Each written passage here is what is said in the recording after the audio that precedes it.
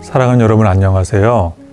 2021년 중보기도 세미나 6번째 강의 시간입니다. 오늘 강의를 통해서 인생에서 우리가 다양한 형태로 만나는 고난에 대해서 그 고난마저 선하고 아름답게 바꾸시는 하나님에 대해서 전해드리도록 하겠습니다. 오늘 이 영상 강의를 통해서 영적으로 큰 도움과 은혜 받으시는 시간 되기를 간절히 기원합니다.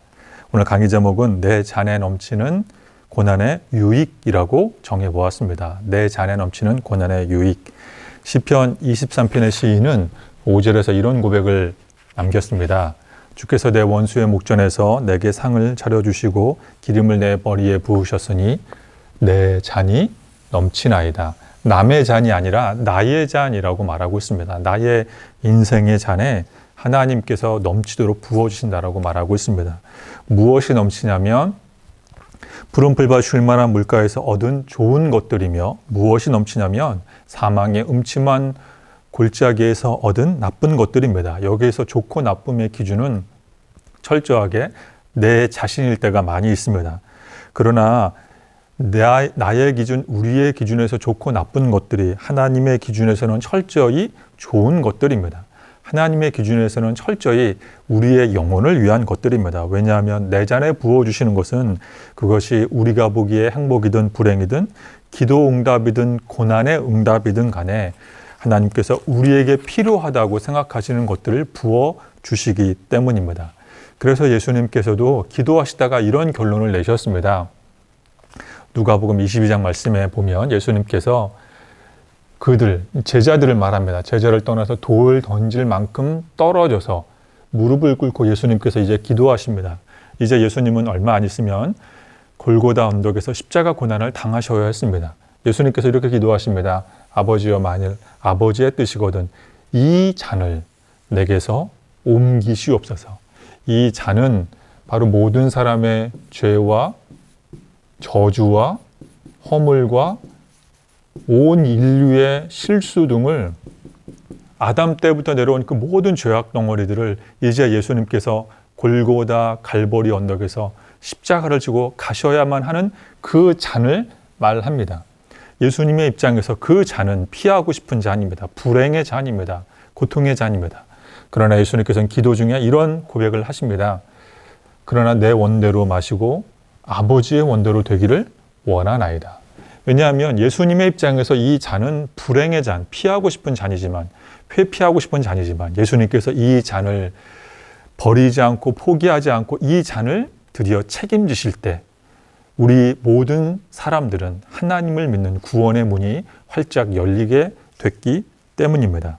그렇습니다. 기도하면 그 고난마저도 사실은 우리가 그 당시에는 알지 못하는 하나님의 숨은 뜻이 있구나, 하나님의 섭리가 있구나라는 것을 깨닫게 됩니다. 기도하는 사람만이 깨닫게 됩니다. 예수님께서도 기도를 통하여 나의 잔에 부어주시는 그 불행이 사실은 하나님의 큰 뜻을 위한 것임을 깨달았던 것처럼 하나님께서 우리의 잔에 고난의 포도주를 부어주셔도 당장은 그것이 우리를 아프게 하지만 속 깊은 하나님의 뜻이 있음을 기도하는 사람들은 깨닫게 됩니다.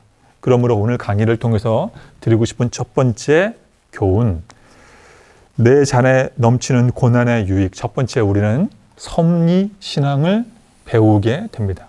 다른 말로 하면 하나님께서 통치하시고 하나님께서 인도하시고 하나님께서 주인 되어 주셔서 모든 것을 선하고 아름답고 행복하고 기쁘게 바꿔주신다는 것을 믿는 신앙, 하나님의 섭리 신앙을 배우게 됩니다. 그런데 문제는 이 섭리신앙을 운명론으로 오해할 때가 종종 있다라는 것입니다. 물론 헷갈리는 부분이 있습니다. 왜냐하면 섭리신앙과 운명론은 겉으로 봤을 때는 비슷한 면이 있기 때문입니다. 내 마음대로 되지 않는다는 것을 깨닫게 됩니다. 운명론 역시 인생은 내 마음대로 되지 않는구나라고 깨닫게 됩니다. 그러나 그 내부적으로 자세히 들여다보면 디테일하게 다릅니다. 섭리신앙은 결국에는 하나님을 경외하게 됩니다. 아, 하나님은 내가 다 미처 헤아릴 수 없는 신비로운 분이구나. 인간의 이성과 오감을 뛰어넘는 신비로운 분. 결국에 나는 하나님을 경외하겠다라고 결단 내립니다. 그러나 운명론은 인생에 대해서 부정적인 비관론을 갖게 됩니다. 삶을 포기하게 됩니다. 아, 이렇게 열심히 살아봤자 집 한 채 사기 힘들구나. 이렇게 성실하게 살아봤자 내 인생은 허무하구나. 확 그냥 포기할까? 라고 생각하는 비관론을 갖게 됩니다. 섭리신앙은 고난도 유익이구나라는 것을 기도 중에 깨닫게 됩니다. 하나님은 고난을 선함으로 바꿔주시는구나라는 것을 알게 됩니다. 그러나 운명론은 고난을 두려워합니다. 고난을 피하고만 싶어합니다. 고난을 통한 성장을 미처 헤아리지 못합니다. 섭리신앙은 그래서 하나님을 기억을 합니다. 그래서 결국에는 기도합니다. 하나님을 의지하고 하나님께 매달립니다. 그러나 운명론은 신은 없다라고 생각을 합니다. 이렇게 열심히 살았지만 그러나 신이 있다면 나에게 이렇게 험하게 대할 수 없어 라고 하며 하나님의 존재를 부정합니다. 그러면서도 자신은 무신론이라 말하지만 결국에는 무속신앙을 찾아 무속신앙을 의지할 때가 많이 있습니다. 무신론이라고 말하는 것조차 사실은 하나님을 안 믿는 것이 아니라 또 다른 어떤 것을 믿는 또 다른 신앙의 형태를 말할 뿐입니다. 그래서 성경은 이렇게 말합니다. 특별히 전도서의 저자가 이렇게 말합니다. 너는 청년의 때에 너의 창조주를 기억하라. 단순히 이것은 20, 30대 청년만 말하는 것이 아닙니다. 우리의 인생을 살고 있는 누구나 다 창조주를 기억해야 한다라고 말합니다. 흙은 여전히 땅으로 돌아가고 영은 그것을 주신 하나님께 돌아가기 전에 창조주 하나님을 기억하라라고 성경은 말합니다. 특별히 8절에서 전도자가 이런 말을 합니다. 헛되고 헛되다. 모든 것이 헛되다. 인생은 3번에 걸쳐서 헛되다라고 말할 수밖에 없을 만큼 비관적이고 허무하고 낙관적이지 않은 것들 투성이입니다. 그러나 다시 이렇게 말합니다. 일의 모든 결국을 다 들었으니 우리는 하나님을 경외해야 한다. 왜냐하면 하나님은 인간의 모든 행위와 모든 은밀한 일을 선악간에 심판하시는 하나님, 우리가 경외하고 의지할 수밖에 없는 하나님, 섭리의 모든 것을 주관하시는 하나님이기 때문입니다. 그렇습니다. 기도하는 사람은 고난도 하나님의 손 안에서 아름답게 승화시켜 준다는 것을 믿는 사람입니다. 내 잔에 넘치는 고난이 사실은 넘치는 은혜이구나라는 것을 기도하는 사람들은 깨닫게 됩니다. 고난을 좋아해서 일부러 넘어지고 일부러 실수하는 사람은 없습니다. 계획적으로 일을 그르치는 사람은 없습니다. 정상적인 신앙인은 열심히 살아갑니다. 열심히 최선을 다합니다. 그럼에도 불구하고 실수하고 억울한 고난을 당합니다. 이유를 알 수 없는 안 좋은 일들이 생기고 가족 중에 누군가가 심한 병환을 만나기도 합니다. 원인을 알 수 없는 환난을 만납니다. 그럴 때 하나님을 믿는 성도는 하나님을 믿는 우리의 인생이 고난으로 끝나지 않는다는 확신을 갖습니다. 하나님은 우리가 기도하도록 고난을 도구로 사용하신다는 것을 기도하는 사람을 깨닫게 됩니다. 고난이 없으면 기도하지 않는 우리가 기도에 연약한 존재라는 것을 하나님이 누구보다 잘 아시기에 고난을 도구 삼아 우리를 기도하도록 이끄실 뿐입니다. 하나님은 고난을 통로 삼아 우리가 기도의 자리로 나오기를 기다리십니다. 두 번째, 오늘 강의를 통하여 들으고 싶은 두 번째 교훈은 그러므로 우리는 고난을 통해서 기도하게 됩니다. 고난을 통해서 우리는 기도를 배우게 됩니다. 섭리신앙을 배우는 사람은 결국에는 우리는 고난을 통해서 기도의 자리로 부지런히 나아가게 됩니다. 말씀을 통해서 한번 더 확인해 보도록 하겠습니다. 출애굽기 2장 말씀해 보시면 여러 해 후에 애굽의 왕은 죽었고 이스라엘 자손은 고된 노동으로 말미암아 탄식하며 부르짖었다라고 말하고 있습니다. 이 고된 노동으로 말미암아 이제 그 부르짖는 소리가 하나님께 상달이 되었습니다. 이스라엘 자손이 이제 요셉 시대에 고센 땅으로 내려와 정착을 했습니다. 그때 그들은 기도했다는 구절이 성경에 없습니다. 왜 기도하지 않았냐면 살만했기 때문입니다.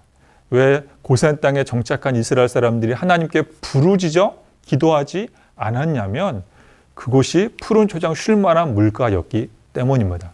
그러나 그들이 하나님께 부르짖어 기도하게 된 동기는 고된 노동으로 말미암아 탄식할 수밖에 없는 삶이 고달팠기 때문입니다. 그제서야 이제 히브리 민족은 이집트 사람들에게 천덕꾸러기 신세로 전락한 히브리 민족은 하나님께 매달리며 기도하게 됩니다. 왜 우리가 기도하지 않냐면 편안할 때 기도하지 않습니다. 왜 우리가 기도하게 되냐면 고통을 당할 때 우리는 기도하게 됩니다. 하나님은 우리가 어려움 당할 때 기도한다는 것을 누구보다 잘 알고 계십니다. 그리고 이제 우리가 고난 중에 하나님께 부르짖어 기도하면 하나님은 세 가지의 형태로 반응하십니다. 하나님은 그들의 고통 소리를 첫 번째 들으셨습니다. 그리고 하나님은 아브라함과 이삭과 야곱에게 세운 그 언약을 두 번째 기억하셨습니다. 그리고 하나님은 이스라엘 자손을 이제 세 번째 돌보십니다. 즉 하나님은 첫 번째 들으시는 하나님이십니다. 우리가 기도할 때 하나님은 들으십니다. 경청하십니다. 두 번째, 우리가 이제 기도하기 시작하면 하나님은 기억하십니다. 세 번째, 우리가 기도하기 시작하면 하나님은 우리를 돌봐 주십니다. 하나님이 우리의 기도에 대한 하나님의 세 가지 응답입니다. 즉 하나님은 우리가 기도하기만을 오랫동안 기다리고 기다리신 하나님이십니다. 저는 제 인생에서 대략 한 세 가지 정도의 고난을 당했다고 말씀드릴 수 있습니다. 물론 제가 저희 부모님이 어릴 적에 이혼을 해서 저희 가정이 풍지박살 난 적은 없습니다. 제가 어릴 적에 한국 전쟁처럼 큰 전쟁을 겪어서 몸이 어딘가 하나가 이렇게 크게 망가지거나 장애를 입은 적은 물론 없습니다만, 저는 저희 어린 시절을 생각을 해보면 저는 경제적 고난을 당했습니다.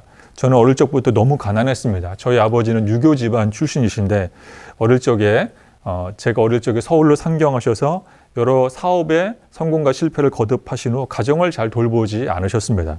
그래서 저는 늘 가난했습니다. 가난한 동네에 살았습니다. 그런데 저는 어릴 적에 저희 집이 가난하다고 생각을 하지 않았습니다.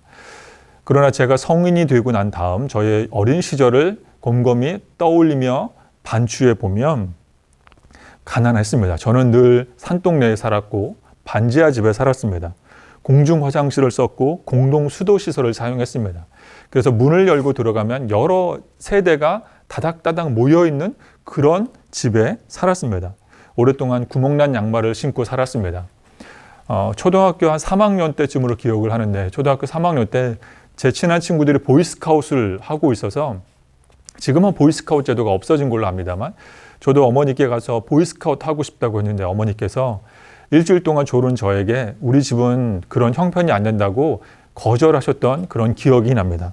저는 참 가난했습니다. 그래서 저희 가난한 형편 때문에 보다 못한 어머니께서 이제 제가 아주 어릴 적부터 직장에 나가셨고 맞벌이 부모님으로 인하여서 늘 집안에는 어린 여동생과 저만 남아 있었습니다.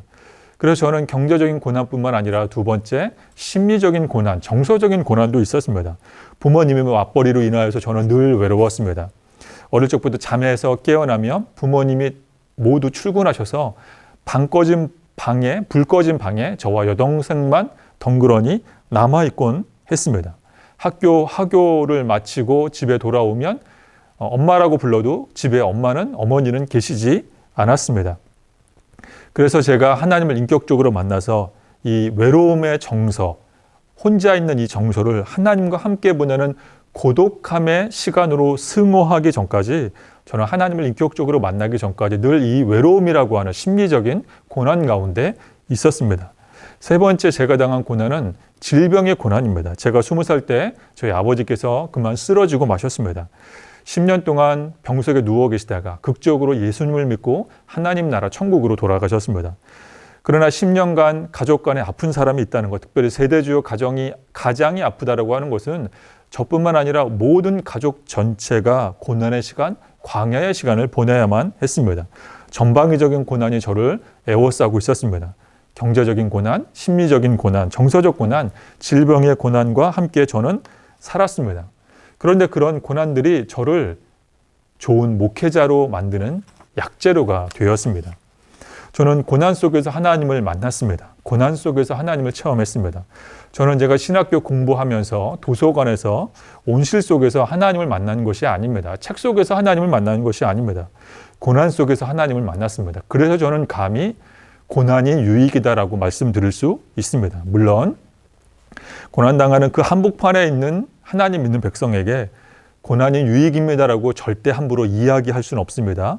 만약 고난당하고 있는 그 고난 한복판의 시간을 보내는 누군가에게 다가가 위로해주고 싶은 마음에 섣불리 고난은 유익입니다라고 말한다는 것은 큰 결례요, 마음에 상처를 줄 수 있습니다.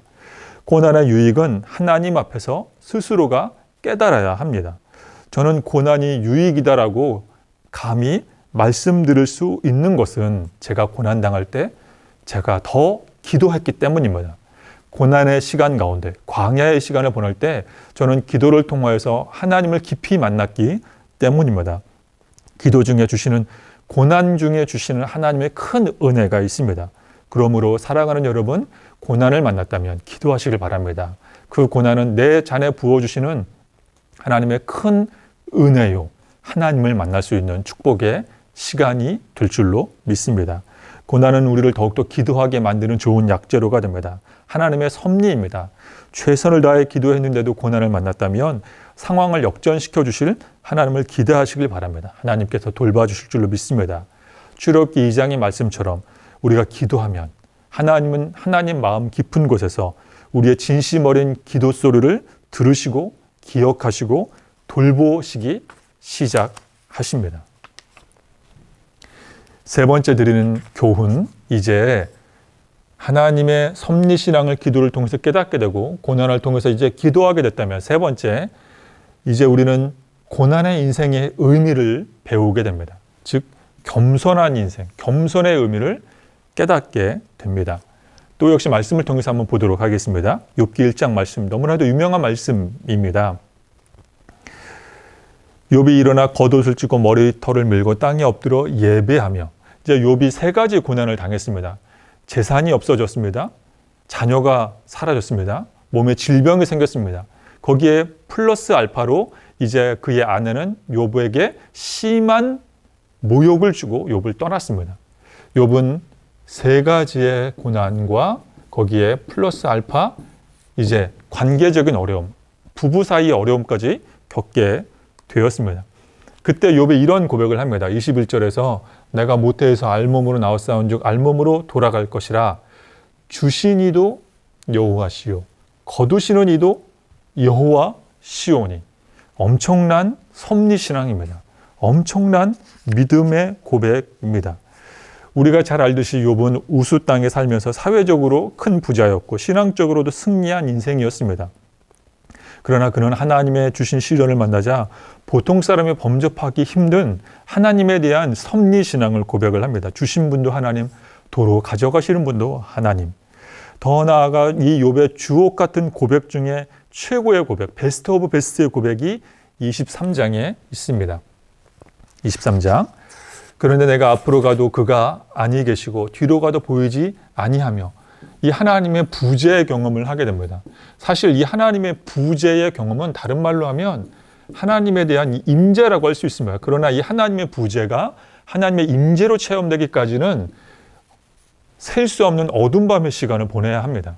지금 욥은 하나님의 부재를 경험하고 있습니다. 그가 왼쪽에서 일하시나 내가 만날 수 없고 그가 오른쪽으로 돌이키시나 배울 수 없구나.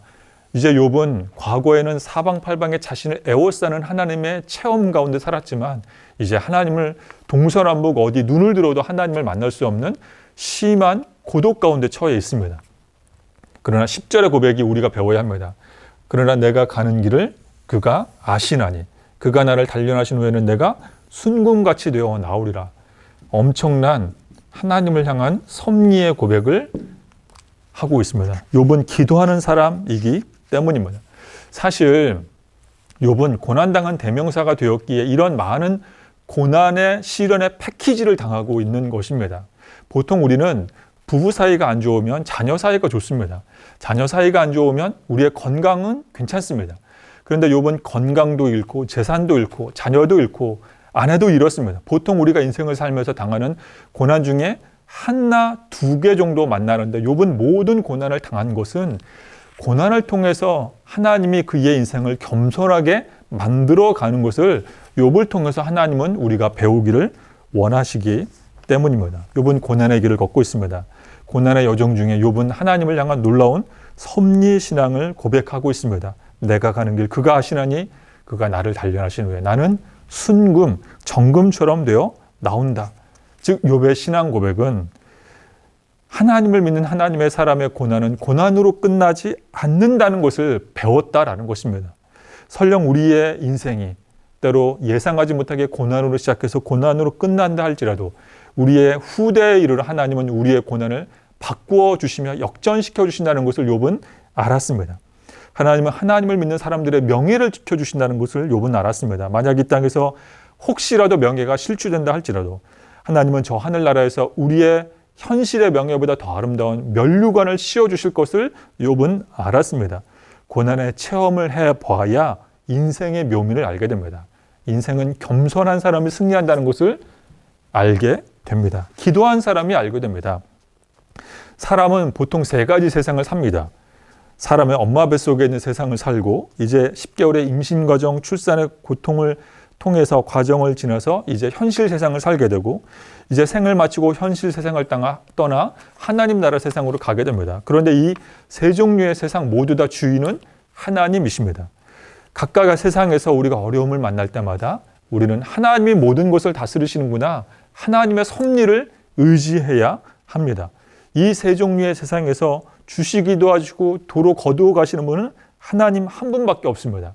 이 진리를 아는 사람, 고난을 통과한 사람만이 하나님을 겸손히 섬기게 됩니다.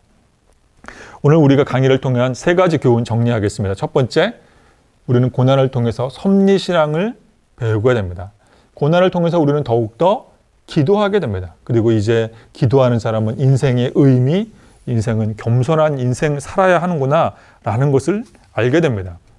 기도하는 사람, 내 잔에 넘치는 이 유익이, 고난의 유익이 하나님이 나를 기도의 자리로 이끌어 가시는 은혜이구나 라는 것을 깨닫고 고백하게 됩니다. 이제 오늘 강의를 마치며 한 가지 예화를 소개해 드리도록 하겠습니다. 제가 한 중학생 때 이 이동우라고 하는 이 개그맨은 틴틴파이브라고 하는 이 방송을 통하여서 굉장히 유명했습니다.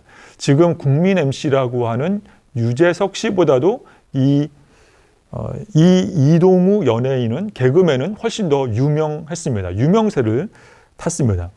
그런데 안타깝게도 이 개그맨 이동우 씨는 결혼한 후에 얼마 안 있어서 망막 색소 변성증이라는 병 때문에 그만 시력을 차츰차츰 잃고 지금은 거의 앞을 못 보는 장애 판정을 받았습니다. 그는 신앙인입니다.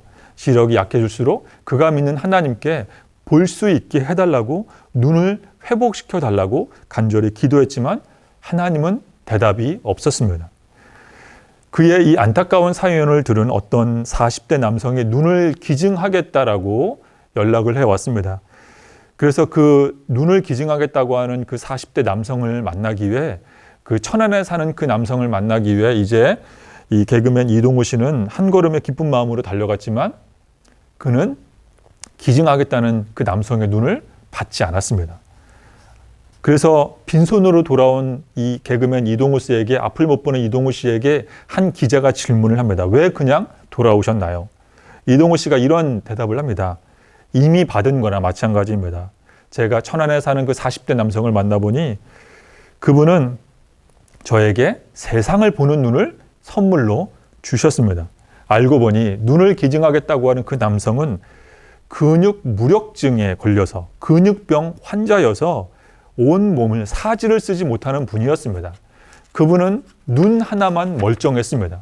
손가락부터 머리부터 발끝까지 모든 것 하나 자기 마음대로 움직일 수 없었고 눈만 볼 수 있는 분이었습니다. 그런 분이 이 개그맨 이동우 씨에게 자신의 눈을 기증하겠다라고 말했던 것입니다. 그래서 이동우 씨가 이런 고백을 합니다. 제가 읽어드리겠습니다. 나는 하나를 잃고 나머지 9을 가지고 있는 사람인데 그분은 오직 하나만 있는 것마저 저에게 주려고 했습니다. 어떻게 그걸 달라고 할 수 있겠습니까? 사랑은 여러분 그렇습니다. 비록 시력 하나를 잃었지만 감사하겠다는 개그맨 이동우 씨의 마음이 우리에게 은혜와 도전과 울림이 됩니다. 비록 시력을 잃어버리는 고난을 당했지만, 큰 고난이지만 그는 마른 뼈와도 같은 영혼을 소유하지는 않았습니다. 그러므로 우리들도 마찬가지입니다. 아침에 눈을 떴다는 사실에 감사기도하며 우리는 편안하게 신앙생활을 할 수 있다는 것에 대해 감사기도하며 무엇보다 기도할 수 있음에 우리는 감사하며 기도에 전념해야 합니다. 기도할 수 있을 때 우리는 기도해야 합니다. 기도할 수 있을 때 기도해야 합니다. 하나님께서 우리에게 성령을 주셔서 호흡할 수 있게 해주시고 만나와도 같은 말씀을 주셔서 말씀을 통해 도전과 은혜를 주신다는 것. 그러므로 우리는 기도해야 합니다. 때로는 우리가 기도해도 하나님의 응답이 없다고 해서 하나님이 우리를 절대 사랑하시지 않는 것 아닙니다.